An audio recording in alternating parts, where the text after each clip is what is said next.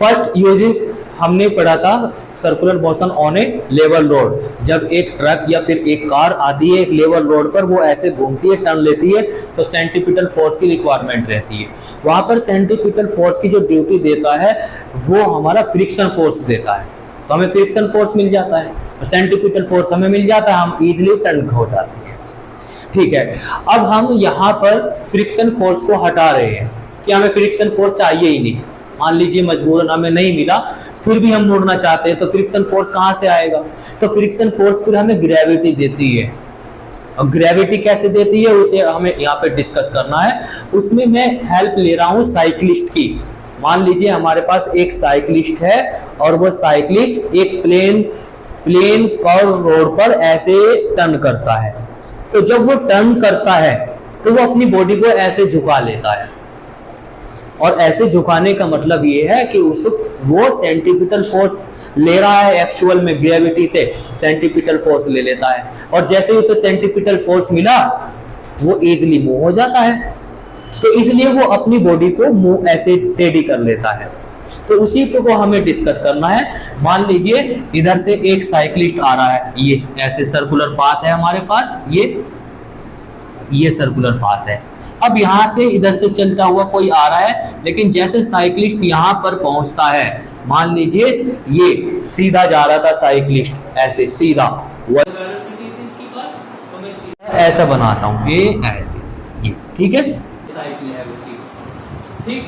But वो अपनी body को हॉरिजॉन्टल से कर लेता है बाय एन एंगल थीटा, कुछ ना कुछ एंगल बनाएगा, बॉडी को ऐसे झुका लेगा। और किधर झुकाएगा? जिस तरफ वो मुड़ना चाहता है, ये ऐसे मुड़ गया। तो ये एंगल यहाँ पर मान लीजिए, ये एंगल कितना है इसका? थीटा एंगल से ये मुड़ जाता है।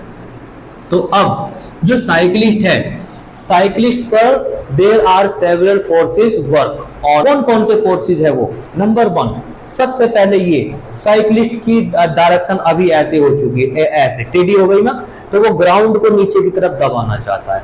तो सबसे पहले हमारे पास ये एक फोर्सेस आया, और इस फोर्सेस से साइक्लिस्ट ग्राउंड को नीचे की तरफ दबा रहा है। और फिर जब ये नीचे दबाएगा तो इसके अपोजिट एक फोर्स मिलेगा अकॉर्डिंग टू न्यूटन्स लॉ, और उस फोर्सेस को क्या कहते हो आप? बोलो क्या कहते हैं? Reaction force. ठीक है। और साइक्लिस्ट के पास कुछ वेट होगा, उसके पास मास होगा, और वो मास, उसका वेट जो होगा वो किस तरफ वर्क कर रहा होगा? वर्क तो हमेशा नीचे की तरफ कर, वो ग्रेविटेशनल फोर्स मींस वेट तो हमेशा नीचे की तरफ डाउनवर्ड रहता है, वर्टिकल डाउनवर्ड। तो आप ये इसका सेंटर मान सकते हैं साइक्लिस्ट का, और यहां से नीचे की तरफ आप वेट दिखा सकते हो इसका। ये साइकिल है ना इतनी, तो उसका सेंटर कहाँ होगा?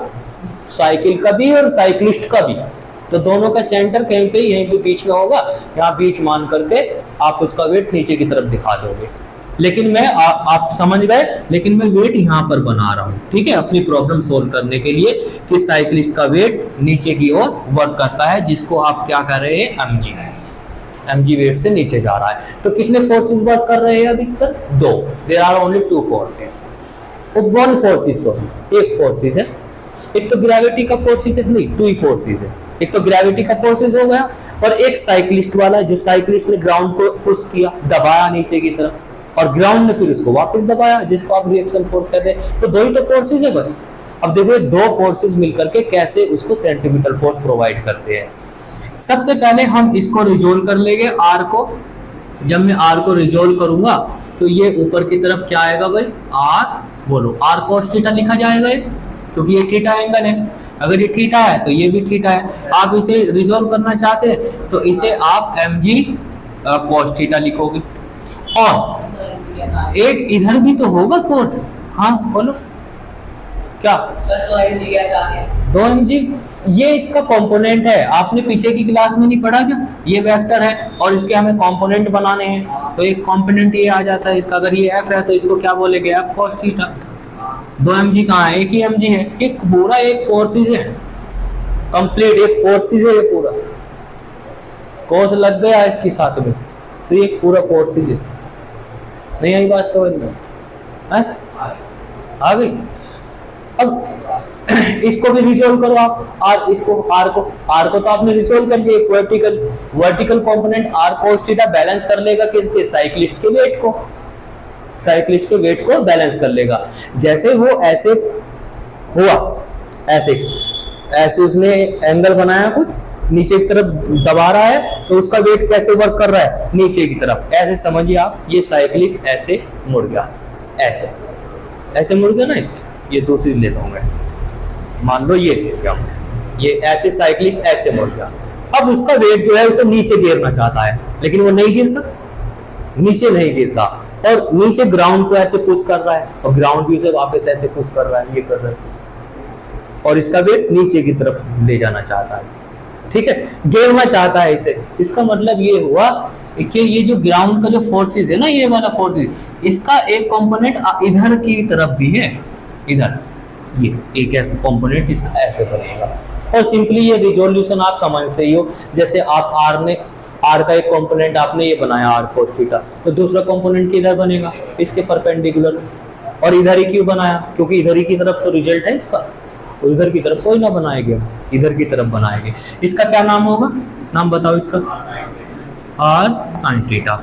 अब सिंपली यहां से हम कह सकते हैं there are the cyclist under the action of following forces, ये इतने सारे फोर्सेस वर्क कर रही है।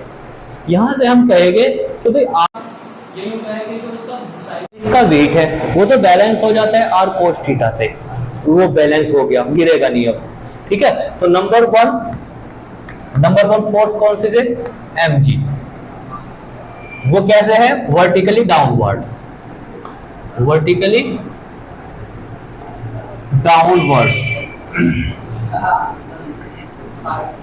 या आप ऐसे करिए, यहाँ पे मैं ये ना लिख करके डायरेक्ट आपको बता रहा हूं कि mg is balance bye, number one mg is balance bye, किससे बैलेंस हुआ भाई बताओ, बोलो किससे बैलेंस हुआ,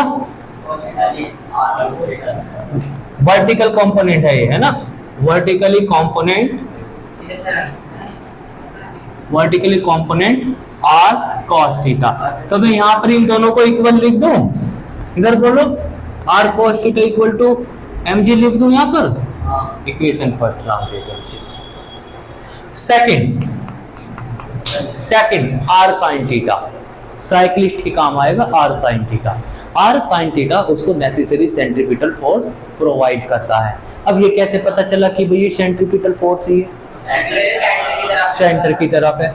दूसरी पहचान इसकी ये है, जब एक बॉडी सर्कुलर पाथ पे मूव होती है तो उसकी वेलोसिटी ऊपर की तरफ होती है, और सेंटर इधर होता है, दोनों के बीच कितना एंगल होता है, 90 डिग्री होता है।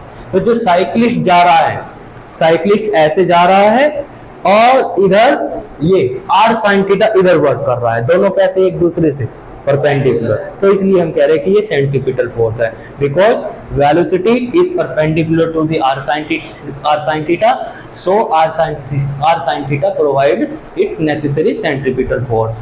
तो यहाँ पर हम लिखेंगे फिर यहाँ पर R sin theta provide centripetal force to the cyclist,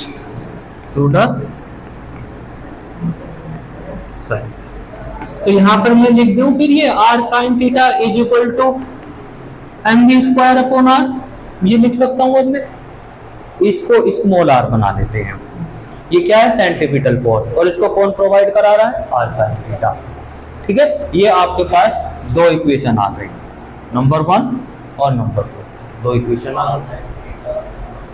clear है यहाँ तक,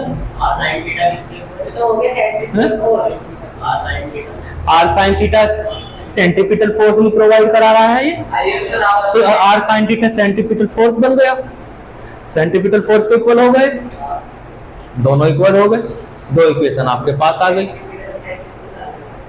ठीक है।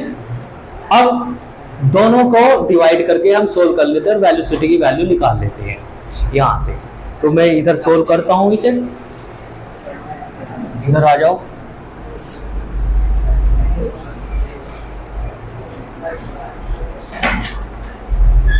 बताओ कौन सा ऑपरेशन लगाऊं इसमें मैं, यहां से हम कहेंगे इक्वेशन सेकंड को डिवाइड कर दो इक्वेशन फर्स्ट से। Equation second divide by equation first, बोलो क्या बनेगा? तो बोलो क्या बनेगा? आर से R cancel, sine sine upon cos कितना हो जाएगा? tan theta. और इधर बताओ क्या बचेगा? m से m कैंसिल हो जाएगा, v square upon R G बचेगा, है यही बचेगा, v square upon R G. अब यहाँ से वेलोसिटी की वैल्यू आ रही है, यहाँ पर r मल्टीप्लाई जी इंटू टेन थीटा। अब यहाँ पर देखो बच्चों, यहाँ पे वेरी इंटरेस्टिंग बात निकल करके आ रही है। हमें सेंट्रीपिटल फोर्स किससे हमें सेंट्रीपिटल फोर्स मिलता है सरफेसिस से। अगर खुरदरी सरफेसिस होगी तो हमें सेंट्रीपिटल फोर्स मिल जाता है। मान लो खुरदरी सरफेस नहीं है और साइक्लिस्ट को सेंट्रीपिटल फोर्स तो चाहिए चाहिए, नहीं तो वो मुड़ेगा नहीं बिना सेंट्रीपिटल फोर्स के। और वहां पर चिकनी सरफेसिस है, कोई फर्क नहीं पड़ता साइक्लिस्ट को, वो अपनी बॉडी को टेढ़ा कर लेगा। ये फॉर्मूला बता रहा है टेढ़ा करने से वेलोसिटी मिलेगी। आर तो रहना ही रहना है, साइकिल वो तो कर्व पार्ट है, और जी भी रहना ही रहना है। तो फिर वो क्या करेगा? अपनी बॉडी को ना बेंड कर लेगा, और जैसे ही थीटा बनेगा वेलोसिटी निकल कर आ रही है, तो वो इजीली मूव कर सकता है। थीटा मान लीजिए एक मोड पे जाना है, उस 20 की स्पीड से जाना है, तो अपनी बॉडी को 20 डिग्री मोड़ लेगा और आसानी से निकल जाएगा। अगले दिन उसे 30 की स्पीड से जाना है, तो वो फिर 30 डिग्री कर लेगा। तो जितने ज्यादा एंगल वो करता जाएगा उतने ज्यादा उसे सेंट्रीपिटल फोर्स मिलता चला जाएगा। तो अब हम क्या है, अब हम फ्रिक्शन फोर्स पे डिपेंड नहीं रहे, हम फ्रिक्शन फोर्स पे डिपेंड नहीं रहे। लो फ्रिक्शन फोर्स हमें मिले या ना मिले, हम खत्म कहानी। अब किस पे डिपेंड कर गए हम? अपनी